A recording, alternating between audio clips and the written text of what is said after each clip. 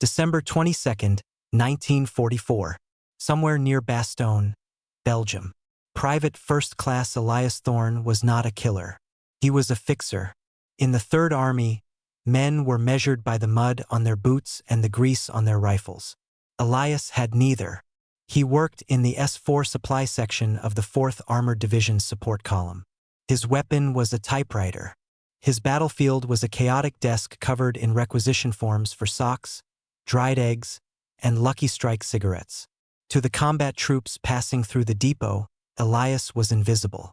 Just another fountain pen commando staying warm while they froze in foxholes. They called him the Ghost because he moved silently between stacks of crates, appearing only to deny their requests for extra blankets. But Elias had a secret. He had an obsessive, almost autistic memory for inventory. He knew where every bolt, every jerrycan of gasoline, and every crate of .50 caliber ammunition was located in the chaotic sprawl of the Ardennes sector. "Thorne!" Sergeant Miller barked, stomping snow off his boots. "The Krauts are pushing hard. Intelligence says they might break through near the crossroads at Foy. We're pulling back. Pack the files. Burn what you can't carry." Elias looked up from his ledger. "Pulling back? But the 101st is still out there. They need the 76mm shells on Truck 42. Truck 42 has a busted axle, kid. Leave it. We move in 10 minutes. Elias looked at the map on the wall. The crossroads at Foy was a tiny speck, a junction of two frozen dirt roads over a small stone bridge. If the Germans took it, they would cut the supply line to the besieged paratroopers in Bastogne. He looked at the manifest for Truck 42. It wasn't just shells. It was medical plasma. "I'll drive it," Elias said quietly. Miller stopped packing. He looked at the skinny kid with the thick glasses. You drove a Jeep into a ditch last week in a parking lot. You can't drive a deuce and a half on ice." "I can fix the axle," Elias lied. "I just need 20 minutes. I'll catch up." Miller hesitated. The sound of artillery was getting louder. A dull, rhythmic thumping that shook the snow from the pine trees. He didn't have time to argue. "If you're not at the rally point in an hour, you're on your own, Thorne. Don't be a hero. Just be fast." The lonely road. Elias didn't fix the axle. It was snapped clean through. Instead, he did something that would have gotten him court-martialed in any other army. He broke into the armory cage. He dragged a heavy, water-cooled M1917 Browning machine gun, a relic from the First World War, out to a Jeep. He loaded crates of ammunition, a box of grenades, and, crucially, for jerrycans of high-octane gasoline. He wasn't going to the rally point. He drove the Jeep east, toward the sound of the guns, toward the crossroads. The cold was a physical weight. The wind cut through his greatcoat like a razor. Elias drove with white knuckles, sliding around icy corners. He wasn't brave. He was terrified. His stomach was a knot of nausea, but his mind was stuck on a loop. The plasma, the bridge, the map. He arrived at the crossroads at 1400 hours. It was deserted. A small stone bridge spanned a frozen creek. On the other side, the dark forest loomed, silent and ominous. Elias parked the Jeep behind a stone wall of a ruined farmhouse overlooking the bridge. He hauled the heavy machine gun up to the second-floor window. He stacked the ammo crates. Then he waited. The Iron Fist. December 23, 1944. 3rd Army HQ, Luxembourg City. General George S. Patton Jr. was pacing.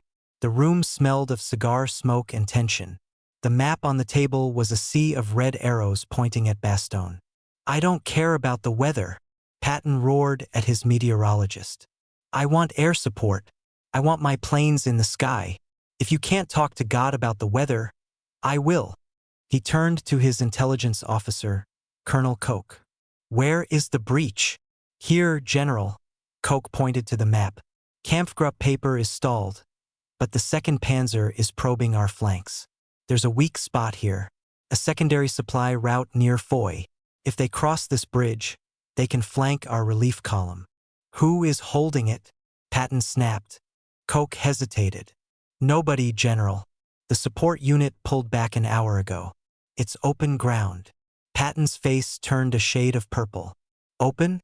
You're telling me the entire right flank of my drive to Bastogne is wide open because some supply clerk decided to run away.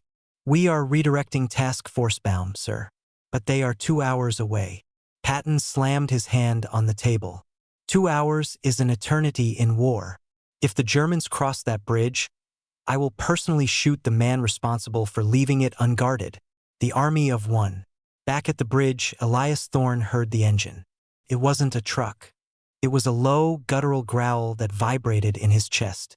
A German half-track emerged from the tree line. Gray, angular, covered in snow camouflage. Behind it, infantrymen in white parkas moved like ghosts.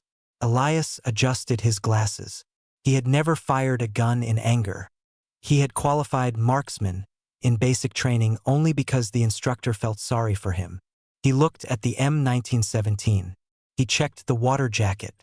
He checked the belt feed. Just paperwork, he whispered to himself. Process the request. Deny entry. The half-track rolled onto the bridge. Elias squeezed the trigger.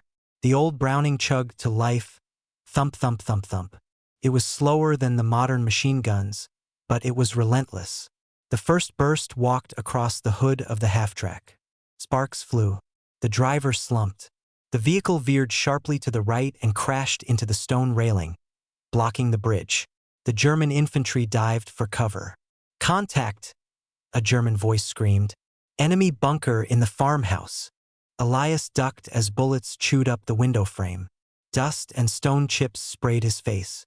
He scrambled to the next window. He had read a field manual once about displacing. Never fire from the same spot twice. He popped up in the bedroom window.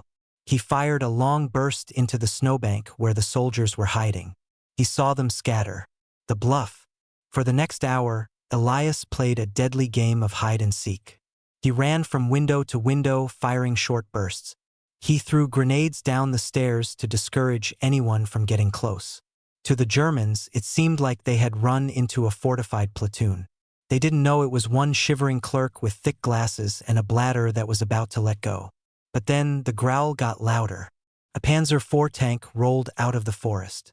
Its long barrel turned slowly toward the farmhouse. Elias froze. His bullets would bounce off that armor like rain. He looked at the jerrycans of gasoline he had brought. He looked at the bridge. The half-track was still blocking it, but the tank could push it aside. He needed a Molotov cocktail. But he didn't have bottles. He had cans. He grabbed a jerrycan and a flare gun he had borrowed from a downed pilot's kit bag months ago. He waited. The tank fired. Boom! The shell hit the lower floor of the farmhouse. The floor beneath Elias buckled. He fell, landing hard on a pile of rubble in the kitchen. His ears were ringing. His glasses were cracked. He could hear the tank tracks squeaking on the snow. It was coming to the bridge. Elias crawled to the back door. He dragged the jerrycan with him. He scrambled through the snow, using the stone wall for cover, until he was 20 feet from the bridge. The tank was pushing the wrecked half-track out of the way. The path was clearing. Elias stood up. He was exposed, a silhouette against the white snow. The tank commander, head out of the hatch, saw him. He shouted something and swung the turret machine gun. Elias heaved the jerrycan. It was heavy, 40 pounds of fuel. It flew in a clumsy arc and landed with a metallic clang on the rear deck of the tank, right over the engine vents. Elias raised the flare gun. His hand was shaking so bad he almost dropped it. "Request denied," he whispered. He pulled the trigger. The red flare hissed through the air, the fire and the ice. The flare hit the gasoline-soaked metal of the Panzer IV. It didn't just burn. It roared. The fuel, vaporized by the heat of the engine deck, ignited with a whump that shook the snow from the trees. A pillar of orange flame engulfed the rear of the tank. The German commander screamed, scrambling out of the hatch, his uniform smoking. But the real damage was internal. The burning fuel was sucked into the engine intakes. The Maybach engine choked, sputtered, and died. Then the ammunition cooked off. A secondary explosion ripped the turret off the chassis, tossing tons of steel into the air like a toy. The shockwave knocked Elias backward into the snow. He lay there, staring up at the gray sky, his ears bleeding, his glasses gone. The German infantry, seeing their armor destroyed by what looked like a hidden flamethrower team, panicked. Tank destroyers. Fall back. They retreated into the treeline, leaving the burning wreck blocking the bridge completely. The road to Bastogne remained closed.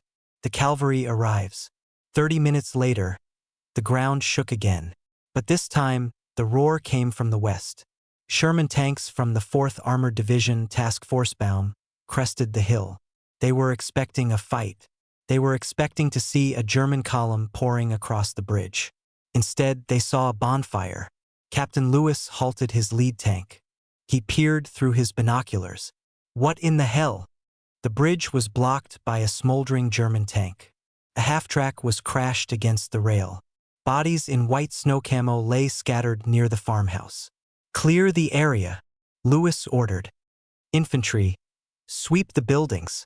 A squad of American GIs moved cautiously toward the ruined farmhouse. They kicked open the door, expecting to find a platoon of paratroopers or maybe a lost ranger unit holding the line. Clear, shouted a sergeant from the ground floor. Clear up here, shouted another from the 2nd floor. But you gotta see this, Captain. Captain Lewis climbed the stairs. In the corner of the ruined bedroom, shivering violently, sat a skinny soldier. He wasn't wearing combat gear. He was wearing a grease-stained Class B uniform under a torn greatcoat. He was hugging a water-cooled machine gun like a teddy bear. Lewis looked at the soldier's collar tabs. Supply. Who are you, soldier? Lewis asked, bewildered. Where is your unit? Elias looked up, his eyes unfocused. Truck 42, he mumbled. Axle broken. Had to hold the inventory. The old man. An hour later, a command car arrived. It was followed by a jeep with an oversized antenna and a red plate with 3 white stars. General George S. Patton Jr. stepped out. He was immaculate. His boots shone like mirrors despite the mud. His ivory-handled revolvers were strapped to his waist. He carried a riding crop. He walked to the bridge, looking at the destroyed Panzer. He looked at the bodies. He looked at the perfect positioning of the machine gun nest in the window. Excellent, Patton grunted. This was professional work. Good fields of fire. Aggressive defense. Who commands this platoon? I want to pin a silver star on him right now. Colonel Koch cleared his throat nervously. General, it wasn't a platoon. Patton turned, his eyes narrowing. What do you mean? It was one man, sir. Private first class. Patton's eyebrows shot up. One man? Defended a strategic crossroads against a mechanized assault? Where is this magnificent bastard? The medics have him in the barn, sir. He's in shock. The confrontation. Patton marched into the barn. The medics snapped to attention. Elias was sitting on a crate, wrapped in a blanket. He looked small, frail. He was shaking uncontrollably, his teeth chattering. He didn't look like a hero. He looked like a broken child. Patton approached him. The general loomed over the boy. Stand up, son, Patton said, his voice surprisingly soft. Elias tried to stand, but his legs gave way. He slumped back onto the crate. He began to weep, not from sadness, but from the sheer release of adrenaline. The terror he had bottled up for 2 hours was finally pouring out. Patton stiffened. The softness vanished from his eyes. He hated tears. He hated weakness. To him, shell shock was just a lack of guts. I said stand up, Patton barked. The room went silent. The medics exchanged worried looks. Everyone knew the stories. Patton had slapped a soldier in Sicily for crying in a hospital. He had called him a coward. Was it happening again? Elias looked up, tears streaking his soot-covered face. I lost the jeep, sir, he stammered. I'm sorry. I lost the inventory. Patton stared at him. You're crying?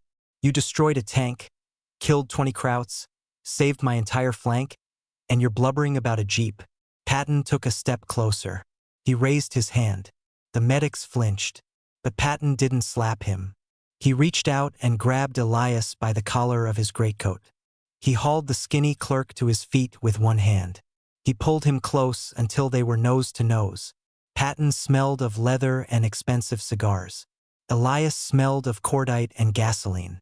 Patton looked into Elias's eyes. He saw the terror, yes, but he also saw something else. He saw the stubborn, irrational refusal to quit that defined the Third Army. "Stop crying," Patton whispered.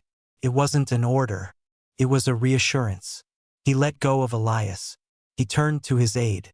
"Get this man a drink," Patton commanded. "Water, sir." "Whiskey, you idiot," Patton roared. "And get me his file. I want to know who trained this killer." The aide scrambled to find the paperwork. He handed a clipboard to Patton. Patton read it. He froze. "Supply," Patton whispered. "Clerk typist." He looked back at Elias, who was taking a shaky sip of whiskey from a canteen. "You're a clerk?" Patton asked, disbelief coloring his voice. "Yes, sir," Elias whispered. "I type requisition forms, sir." Patton started to laugh. It was a deep, barking laugh that startled everyone in the barn. He laughed until he had to wipe a tear from his own eye. "A clerk?" Patton shook his head.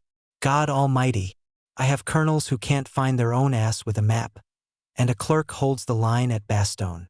He walked back to Elias. He took off his own helmet, the famous lacquered liner with the stars. He looked at it for a moment, then looked at Elias. "You're not a clerk anymore, son," Patton said. "You're a rifleman, and you're coming with me." December 26, 1944. Bastogne. The siege was broken. The 4th Armored Division had punched a hole through the German lines, opening a corridor to the battered 101st Airborne. General Patton did not enter Bastogne quietly. He arrived in a whirlwind of jeeps, sirens, and photographers. He wanted the world to know that the Third Army had done the impossible. But in the back of the lead jeep, sitting uncomfortably next to a pile of maps, was Private First Class Elias Thorne. He had been cleaned up. He wore a fresh uniform, a new helmet, and, most terrifyingly, Patton had ordered him to carry a captured German Luger pistol on his belt. "Look at them, Thorne," Patton said, pointing his riding crop at the exhausted paratroopers lining the road. "They are alive because we didn't wait, we didn't sleep, and we didn't let a damn bridge fall." The staff meeting. 2 days later, inside a commandeered chateau, Patton held a strategy meeting with his corps commanders. The mood was tense. The generals were tired. They wanted to halt, refit, and wait for supplies. "General," a major general argued, pointing at a map, "my boys are running on fumes. We can't push to Hufvudstaden. The supply lines are stretched too thin. It's a logistical nightmare." Patton's face darkened. "Logistics?" He spat the word like a curse. "Wars are not won by logistics. They are won by violence and speed. But sir, we need secure flanks. We need rearguard security." Patton stood up. The room went dead silent. "Rear guard security?" Patton whispered. He turned to the corner of the room. "Private Thorne, front and center." Elias stepped forward. He was still skinny, still wore thick glasses, and still looked like he belonged in a library. The room full of hardened generals stared at him. "This man," Patton announced, placing a hand on Elias's shoulder, "is my rear guard security." Patton looked around the room, meeting the eyes of every officer. "This man is a clerk. He types forms for socks.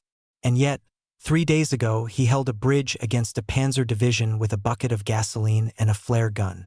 He didn't ask for reinforcements. He didn't ask for a secure flank. He just held." Patton leaned over the table. "If a typist can destroy a tank because he knows what is at stake, I do not want to hear a single general tell me what is impossible. Do you understand?" "Yes, sir," the room chorused. The ghost fades. Elias didn't stay with Patton forever. He wasn't a mascot, he was a soldier. After the Battle of the Bulge, Patton promoted him to sergeant and assigned him to a special reconnaissance unit attached to the G2 intelligence section. Elias didn't kick down doors. He did what he did best. He analyzed. He memorized German supply routes, spotted weaknesses in their logistics, and guided the Third Army spearheads through the gaps. He never fired a gun in anger again. He didn't have to. The last salute. December 1945. Heidelberg, Germany. The war was over. The Third Reich was ash. Elias was packing his kit bag to go home to Ohio.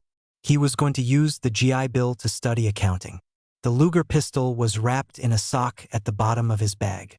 The news came over the radio in the barracks. General George S. Patton Jr. has died from injuries sustained in a car accident. The barracks fell silent. Men who had cursed Patton for driving them too hard, who had hated his discipline, suddenly looked down at their boots. Elias didn't say a word. He walked out of the barracks into the cold winter rain. He walked to the motor pool. He found a Jeep, a battered Willys MB. He sat in the driver's seat. He closed his eyes and remembered the smell of burning gasoline and the sound of a voice that could shake the earth. "You're not a clerk anymore, son." Elias took off his glasses and wiped them. He wasn't a ghost anymore. He was one of Patton's men. And that was a title that no civilian life could ever strip away. The post-credits scene. 1998. Ohio. An old man lies in a hospital bed. His grandson is cleaning out his attic. The boy comes running into the room, holding a dusty, yellowed piece of paper. "Grandpa?" The boy asks. "I found this in your old trunk. It's a letter." The old man puts on his thick glasses. His hands shake as he takes the paper. It is a standard requisition form from 1944. Request for 100 wool blankets. But at the bottom, scribbled in red grease pencil, is a note in bold, aggressive handwriting. Denied. This man does not need blankets. He has fire in his belly. GSP. The old man smiles, closes his eyes, and the heart monitor goes flat. The end.